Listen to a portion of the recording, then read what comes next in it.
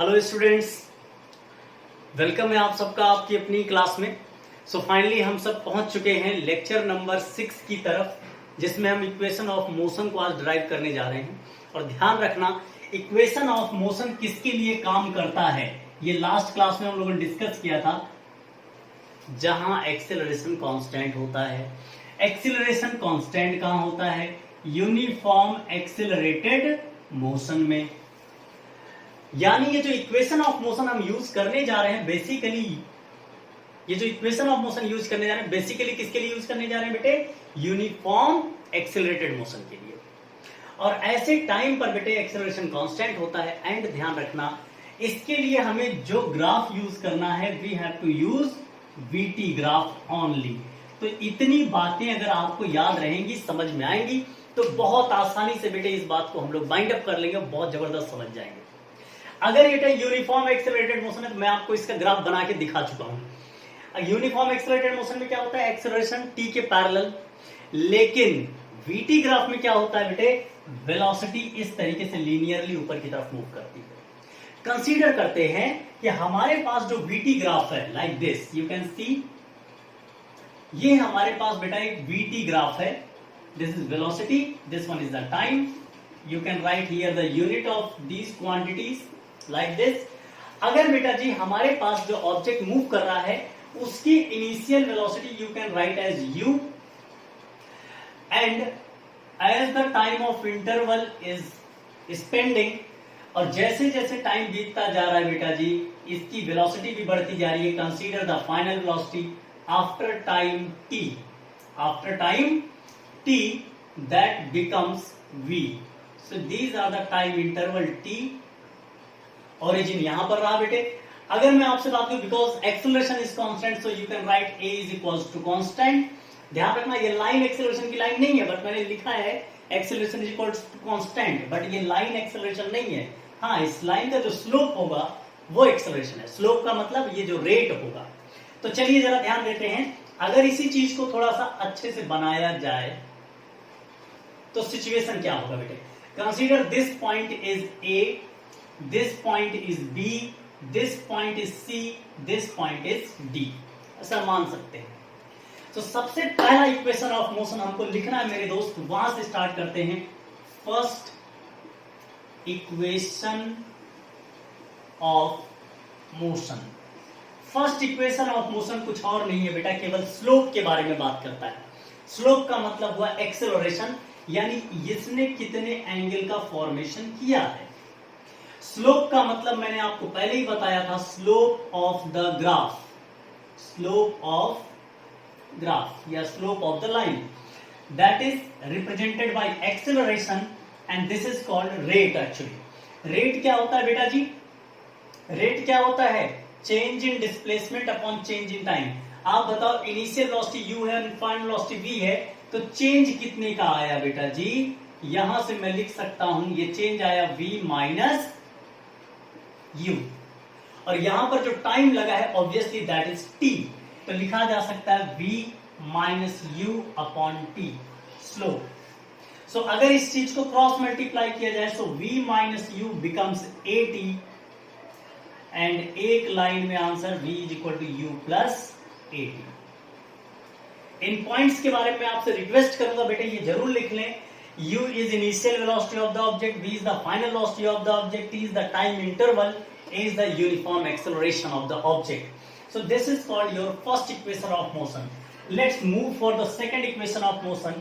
और second equation of motion केवल displacement के बारे में बात करेगा। So चलिए जरा वहां पर move करते हैं। Start writing second equation of motion.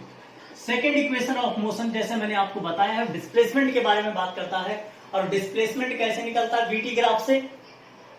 VT graph से डिस्प्लेसमेंट निकालना है तो भैया निकालना होगा एरिया। क्या निकालना होगा? एरिया। तो चलो एरिया निकालते हैं। अगर मैं इस पूरे ग्राफ का एरिया निकालने जाऊं तो मेरे पास दो मेथड है, या तो ट्रेपीजियम का एरिया निकाल लूं, या तो ऐसा कर सकता हूं ट्राइंगल का एरिया प्लस रेक्टेंगल का एरिया। तो मैं लिख सकता हूं बेटा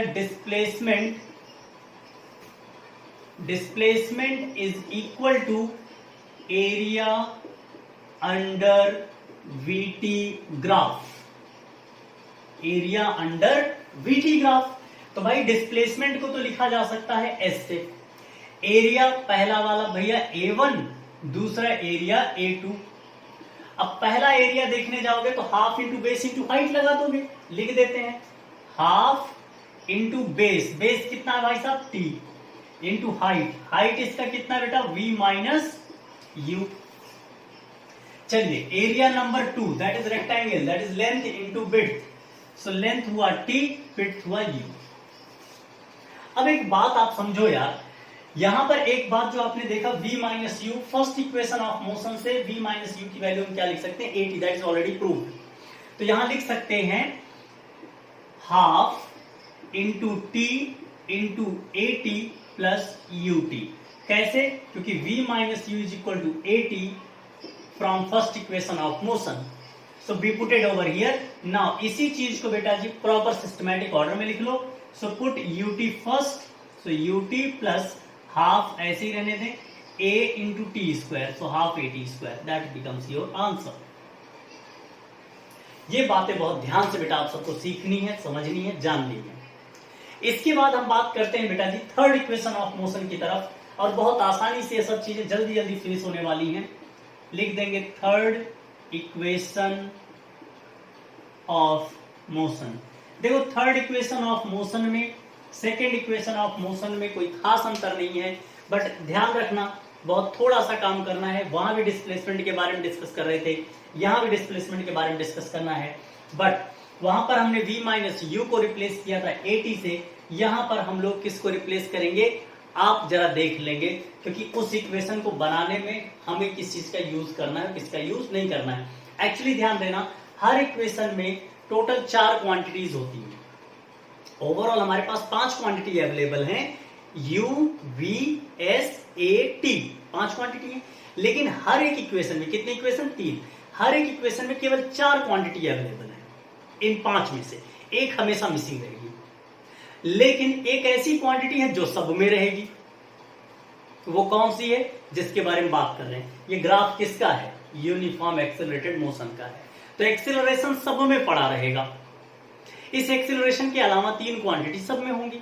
तो अभी जरा देखेंगे, इसमें भी टी है, इसमें भी टी है। अब एक ऐसा हमको ग्राफ बनाना, एक ऐसा इक्वेशन बनाना जिसमें ये टी ना हो, बस इतनी सी बात है। करना वही काम है, सारा क्वेश्चन सेम रहेगा। तो फिर से हमें क्या करना होगा बेटे, यहां से डिस्प्लेसमेंट। सो डिस्प्लेसमेंट फिर वही लिखिएगा, area under the graph same लिखेंगे प्लीज बेटा जी। मैं डायरेक्ट लिख रहा हूं एरिया अंडर द ग्राफ का मतलब, अब की बार बेटा जी मैं आप सबसे कहता हूं, एक बार उससे निकाल दिए, एक बार आप इस मेथड से निकालें, जिसमें हम लोग को बेटा जी टोटल एरिया मिल जाए। ट्रेपीजियम का एरिया निकालना आप सबको आता है, तो ट्रेपीजियम का एरिया क्या हो जाएगा बेटा जी, half into sum of parallel sides into distance between the sides, distance between sides. ये थोड़ी सी बात बेटा जी हम लोग को ध्यान रखनी है। इसी सिचुएशन को उठा के मैं आपको इधर अब दिखाने जा रहा हूं। फर्स्ट इक्वेशन ऑफ मोशन आपने लिख लिया होगा, सो चलिए इधर मूव करते हैं। डिस्प्लेसमेंट यानी s की वैल्यू जो आप सबके पास आ रही है, so half sum of its parallel side. Parallel side का मतलब ये रहा u, और ये पूरी हाइट भी v, सो ये बन गया बेटा v plus u into distance between the parallel side, that becomes t। अब मैंने आपसे कहा कि सब इक्वेशन में t था, तो इस बार t को हटाना है। तो t को हटाने के लिए हमारे पास अभी अभी देखा v is equal to U plus A T, so v minus U is equal to A T, so t is equal to मेरे दोस्त v minus U divided by a हम लिख सकते हैं। और अगर लिख सकते हैं भाई साहब, यहां चिपका भी सकते हैं। So let put over here, so ये बन गया बेटा half v plus U into V minus U whole divided by A.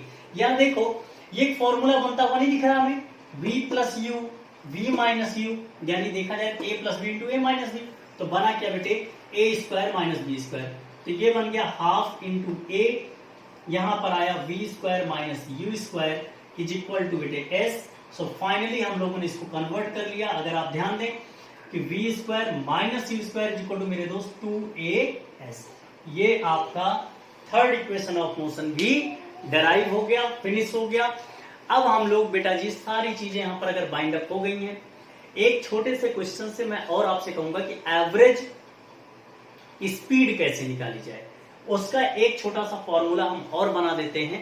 Average speed नहीं, sorry, average velocity. Average speed तो आपको पता है, total distance upon total time, but average velocity का एक फॉर्मूला हम लोग और सीखने जा रहे हैं। वो सीखने के बाद फिर हम लोग इसको बाइंड अप कर देंगे चैप्टर। ओके बेटा, ओके फ्रेंड्स, तो हम लोग को पता है कि जो एवरेज वेलोसिटी का फॉर्मूला होता है, एक्चुअली वो क्या होता है बेटे? एवरेज वेलोसिटी का मतलब हुआ बेटा जी total displacement upon total time. जैसे एवरेज स्पीड क्या था? Total distance upon total time, वैसे ये होता है। अभी थोड़ी देर पहले ही हम लोगों ने क्या देखा कि S इज इक्वल टू क्या लिखा जा सकता है बेटा जी? UT plus half AT square और होल डिवाइडेड बाई T। कहां से आ सकता भाई? From second equation of motion, we can write it. So आप ये जरूर लिख लेना, from second equation of motion, from second equation of motion, ये ध्यान रखना भाई। देखो इसमें T कॉमन ले लो, अब आपके सामने क्या आ जाएगा? T को लिया हमने बाहर, U plus half A into T रहा, क्योंकि T तो बाहर आ चुका, और डिवाइडेड बाई T, T से T खत्म हो गया मेरे दोस्त, ये बन गया आपके पास U प्लस हाफ। अब जरा एक बात और सोचो, AT के बारे में ऑलरेडी हम लोग पढ़ चुके हैं, कहां से? फर्स्ट इक्वेशन ऑफ मोशन से। भाई ये पता है V is equal to U plus AT। So AT is equal to मेरे दोस्त, AT is equal to V minus U। अगर आप कहें तो जहां पर AT है उसकी जगह मैं V माइनस U रख दूं, तो यहां से क्या हो जाएगा भाई? V minus U। इतनी सी बात है। अब इससे क्या, हाफ को ऐसे रहने दो भाई साहब, देखो इसको पूरा लिखो, U plus half V plus minus half U, और फाइनली आपके सामने देखो क्या आ जाएगा? हाफ V, और यहां U में से हाफ U निकल जाएगा, फिर से half U, that becomes half U plus V। कहने का मतलब जरूर समझिएगा बेटा कि अगर यूनिफॉर्म एक्सेलरेटेड मोशन है तो एवरेज वेलोसिटी का ये फॉर्मूला भी लिखा जा सकता है, initial velocity plus final velocity divided by 2। ये बहुत ही इंपॉर्टेंट फॉर्मूला है बेटा, यूज किया जा सकता है, that's a very important formula. फिर से रिपीट कर रहा हूं, क्या है बेटा जी? Initial velocity plus final velocity divided by 2, this is the average velocity of an object. ये जरूर ध्यान रखना, ये सारी सिचुएशंस कहां आ रही है बेटा? ये आएंगे from first equation of motion. छोटी छोटी बातें हैं जो आप सबको ध्यान रखनी है, और तो बहुत ज्यादा पूछा नहीं जाता, लेकिन ये आपके पास जानकारी होनी जरूरी बेटे। लास्ट पॉइंट है बेटा, speed in the circular motion. तो अगर आप सर्कुलर मोशन की बात करो तो सर्कुलर मोशन में क्या होता है बेटा जी? जो भी डिस्प्लेसमेंट होता है एक्चुअली, या जो भी डिस्टेंस एक्चुअली होता है, स्पीड के बारे में बात कर रहा हूं, वो डिस्टेंस किसके इक्वल होता है बेटा जी? सरकमफ्रेंस के इक्वल होता है। तो जो हमारा सरकमफ्रेंस होगा वही बनेगा डिस्टेंस, सरकमफ्रेंस। तो अगर एक राउंड के लिए हम बात करें और एक राउंड पूरा लगाने में जो भी टाइम लगता है एक्चुअली उसको टाइम पीरियड बोला जाता है, और एक पूरा राउंड लगाने में जो भी सरकमफ्रेंस चलना पड़ेगा that becomes 2 pi R. So distance तो हो गया 2 पाई आर, सो स्पीड हमारी क्या हो जाएगी बेटा जी? 2 pi R whole divided by T. T is the time period, but doesn't matter, आप टाइम पीरियड याद रखें ना रखें, बट टाइम तो जरूर याद रखिएगा। इस हिसाब से भी हम इन क्वेश्चंस को सॉल्व कर सकते हैं। और अगर आपको टाइम पीरियड याद है तो वेल एंड गुड, क्योंकि इससे फ्रीक्वेंसी भी कैलकुलेट कर सकते हैं। आपको मोशन चैप्टर में ये चीज पढ़ाया गया है कि जो 1/t होता है, reciprocal of time period is called frequency. So we can write 2 pi R into F. That's a very important part बेटा, because 1/t is equal to f. Here t is time period and f is frequency. f is frequency.